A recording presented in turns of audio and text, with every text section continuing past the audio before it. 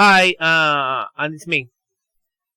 I am the architect behind what I call Project 2034, aka the plot to see Superman, which is not as insidious as the clickbait title I invented for it. It's just a plan to create a bunch of open source materials that can be used when Superman becomes public domain in 2034, collectively by everybody, and it helps make up for lack of other uh material, because at that point it's pretty much just gonna be like just Superman and Lois Lane and Krypton, and so people don't just have to start over from nothing. And in the course of these past few years, I have become very interested in the public domain and open source characters, and that involves also becoming involved with a lot of copyright discussion. And I have seen a lot of people say that Superman becoming public domain, which is to say no longer being under copyright in 2034, doesn't mean that you can use the character at all, and that in fact Warner Brothers can still prevent you from using it using trademark. So essentially, like basically saying, sometimes literally saying that that the copyright for Superman will basically never end, because it'll always be kind of under copyright. And I created this video just to clarify. I often have to explain this to people, as I said, and I just wanted to make a video where I just spell it out that this is wrong. Not entirely wrong, but generally wrong.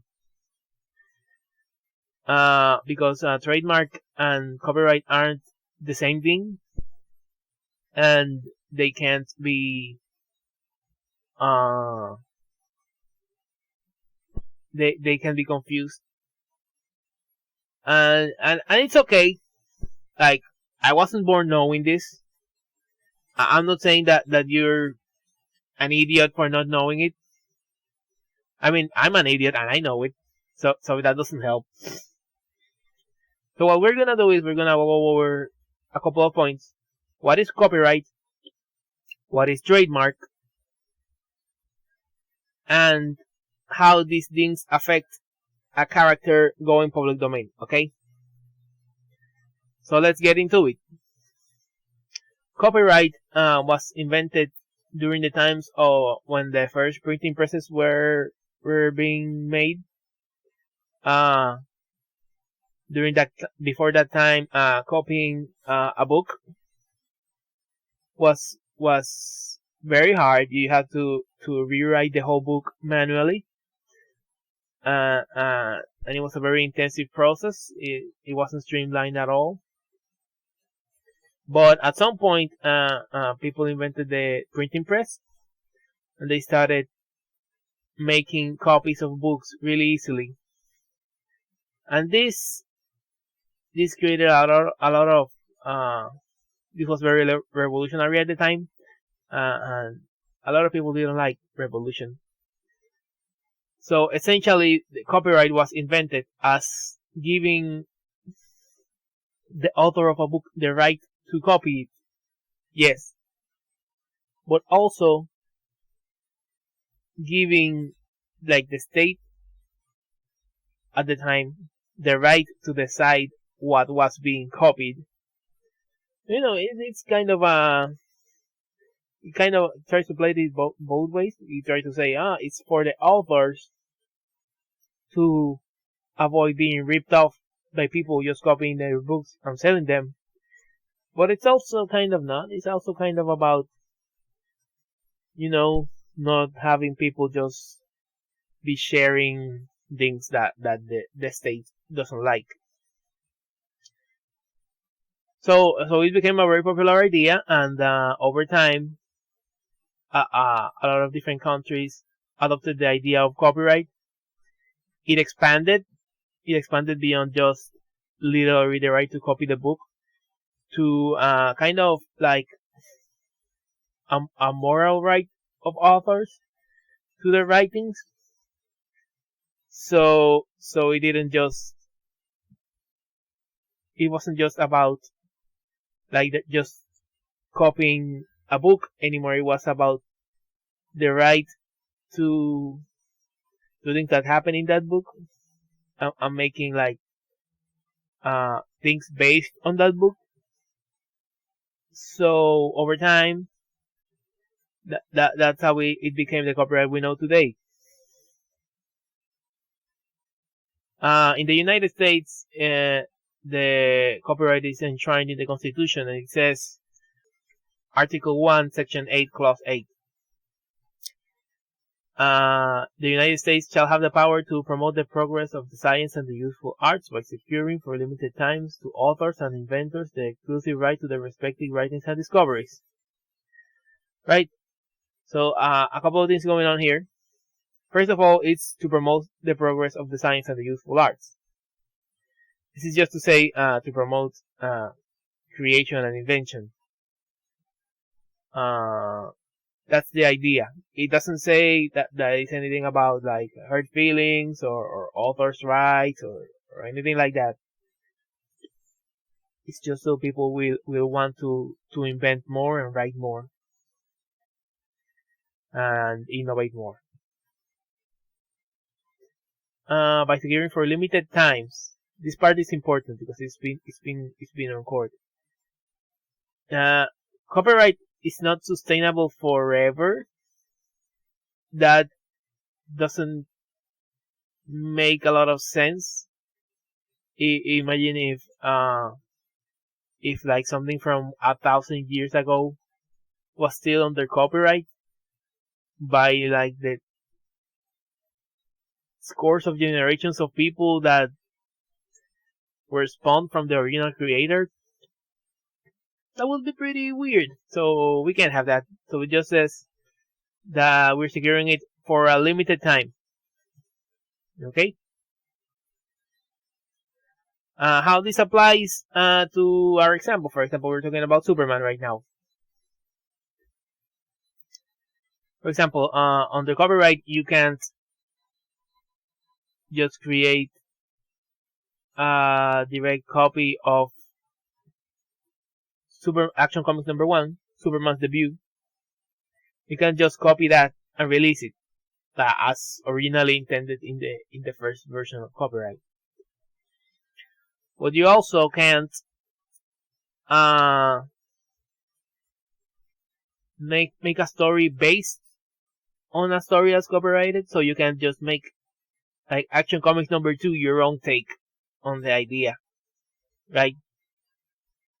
Or like a prequel, like the story of Krypton. I think there's a TV series about that. I haven't seen it.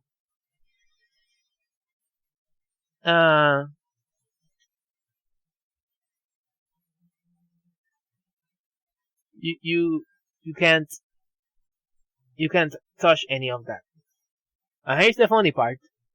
There are some Superman things that are in the public domain already. There's cartoons and comic strips that are in the public domain. And you can sell those. You can use that material, copy it exactly. But if you go into a terrain of I'm gonna make an original story based on those public domain stories, you're gonna get it's under copyright in the sense that the original story that those are based on are under copyright. Not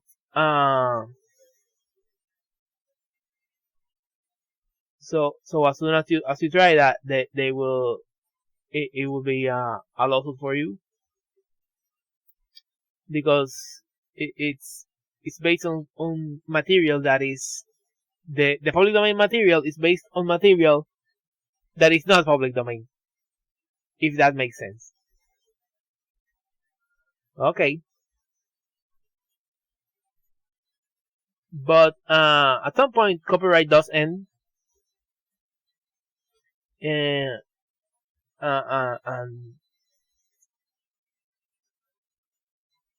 in case Superman's case is in 2034, and when that happens, you can make a sequel or make a prequel, or print it on a bike helmet. But what you can't do is like add characters from versions of the story that are still under copyright. For example, you can just remake the death of Superman, because Death of Superman is a different story with a different copyright. If you include Doomsday on your own version, they will sue you and say that it's based on their copyrighted material. See, because that's how this works. It's about copywriting material, not owning a character. That's not a thing. You don't legally own a character. You own copyright to a story. I mean, if you own the copyright to the first appearance of the character, you technically own the character, in the sense that nobody is allowed to do work based on that, and therefore you are in control of who uses it or doesn't. You own it, but you don't own characters in copyright. You own works for a time. And now, what is trademark? Trademark is a word, phrase, symbol, or design that identifies or distinguishes the source of the goods of one party from those of other. So I'm gonna give it a real easy example here. For example, you have heard of the restaurant McDonald's, right? It's with the golden arches and stuff, and they sell the McHamburgers. So in McDonald's case, they have trademarked, among other things, the name McDonald's and golden arches. These are their trademarks for a fast food place. And the idea of this is that you can't just go and make your own restaurant and disguise your cooking as their own, which would be delightfully devilish, but not allowed under trademark laws. The general idea of trademark is that it's supposed to avoid something called brand confusion. But it's generally only applicable for a specific type of business. Like, in theory, somebody can open a hardware store called McDonald's Hardware and Lumber, and there's generally not supposed to be a brand confusion. Although these types of lawsuits do happen sometimes. Lawyers get overzealous and they see somebody running a business called similarly to them, and they try to sue. That happens. It isn't always successful, or generally doesn't work, but it's not supposed to work, but lawyers are allowed to keep trying it, so sometimes they do. The thing about trademarks is that they need to be kept in use or they lapse. For example, if McDonald's folds and shuts down and goes away, then in 10 years somebody can come around and take the trademark of McDonald's for restaurants.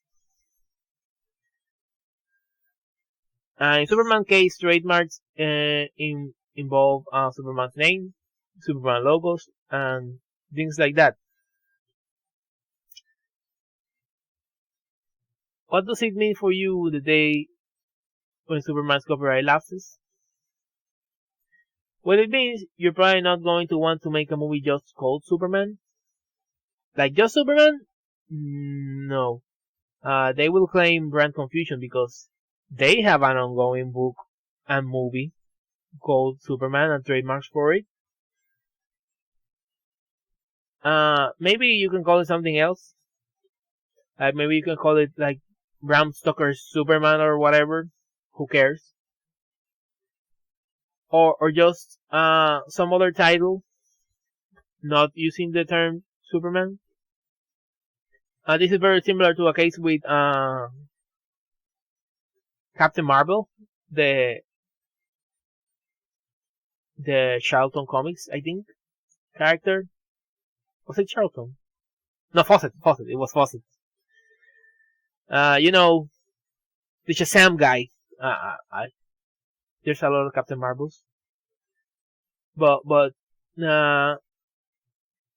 at some point, Marvel trademarked the rights to the name Captain Marvel, and then made a bunch of characters called that nobody cared, just so DC wouldn't be able to use it. And DC is allowed to do stories with a character called Captain Marvel, and then can name him so in the stories where he's featured. But what they can't do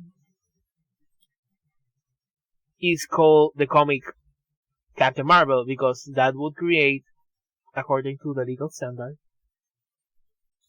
brand confusion. So in your case, you're not allowed to call your thing Superman, but you can probably call the character Superman in your thing.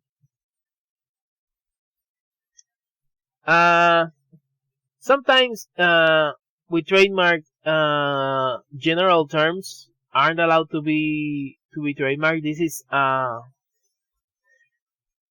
because it's not just like you file it and it's allowed. Like there's like a governing body that decides whether your trademark is go or not.